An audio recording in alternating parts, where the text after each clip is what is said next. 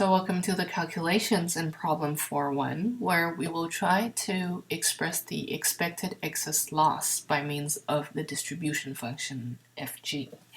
So we want to find the mean value of the expected loss, which, as you might recall, it is equal to x minus the deductible if the loss exceeds the deductible, and if it doesn't, then it's just equal to 0. So this means that if x minus d is positive, then this is equal to x minus d, right? So if x is greater than d, then x minus d will be positive, in which case this is x minus d. And if x is smaller than equal to d, my indicator is 0, and then this is 0. So as we mentioned earlier, using this formula, this is just another way of writing up the excess loss. And now by the definition of expected value, so the expected value of an expression of x is given as the integral from minus infinity to infinity of that expression, which is x minus d, and then the indicator of x greater than d, then multiplied by the density of x, which is given as the density of the gamma distribution with parameters alpha and beta evaluated in x. So what we see is the density function is only positive when x is positive, so at least the lower bound should be 0, but also we see the indicator telling us that the lower bound is at least d, so we integrate from d to infinity, and what we have is integral from d to infinity of x minus d multiplied by the density, right? And another thing that we can do here is to split this up into two parts. So what we have then is the first integral, where we have the integral from d to infinity over x multiplied by the density. And then we have the second integral, which is more or less the same, but where we look at the expression for, just a second, but where we look at the expression for d multiplied by the density here.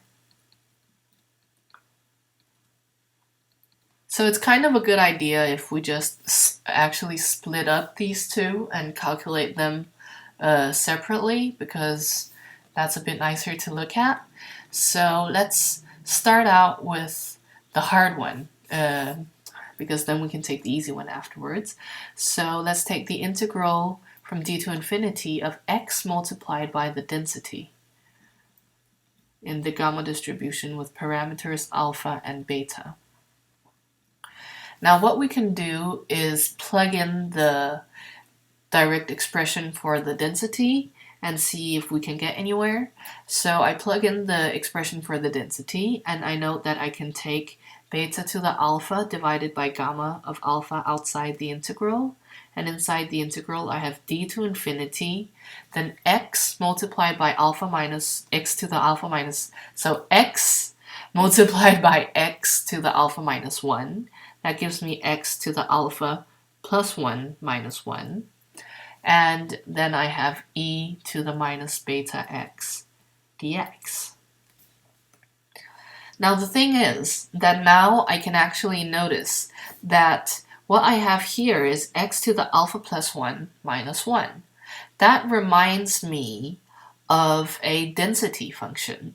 It reminds me of the gamma density, but I am missing some stuff, right? I am missing a beta to the alpha plus 1 and a gamma to the a gamma of alpha plus 1. So that is something that I kind of want to stuff in there.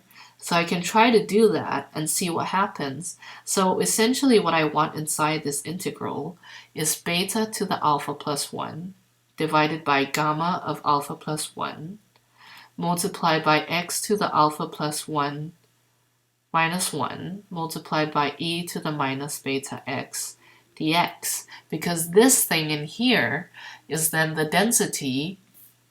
This is the density of a gamma distributed random variable with parameters alpha plus 1 and beta evaluated in x. And that would be cool. The only problem is I can't just multiply with this because these two expressions aren't equal.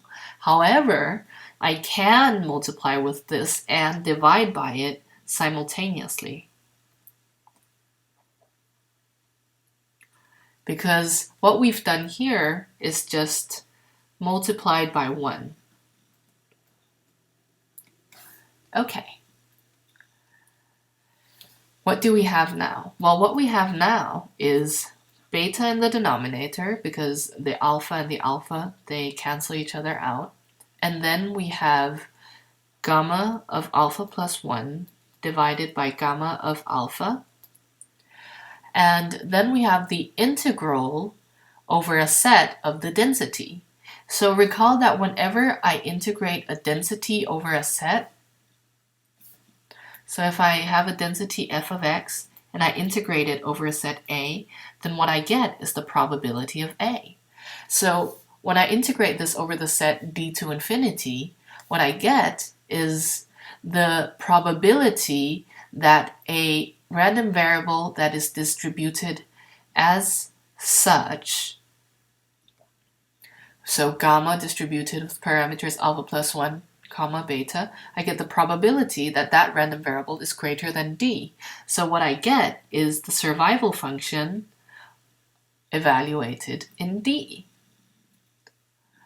And this is really, really nice, because what I have now is 1 over beta, and then I notice that the gamma of alpha plus 1 divided by gamma of alpha, well, I actually know the value of that, because from the book I know this from the section on gamma distributions. So I know that this here evaluates to alpha, and then the survival function is just 1 minus. So maybe when I wrote down the survival function, I should have written it with a bit better notation, so I'll do that.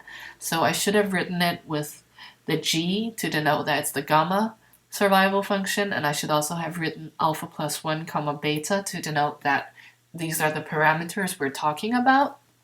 And so this survival function corresponds to 1 minus the distribution function given as such.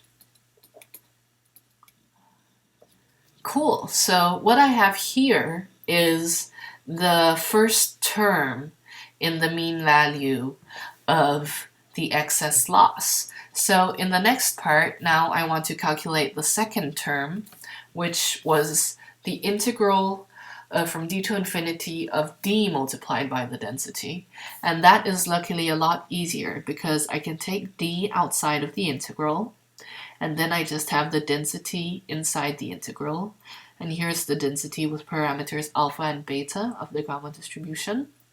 And again, what I get, this part, it is the probability that x is greater than d, which is the probability, which is, well, it's 1 minus the probability that x is smaller than equal to d, and that is just equal to 1 minus the distribution function of a gamma distributed random variable with parameters alpha and beta evaluated in d.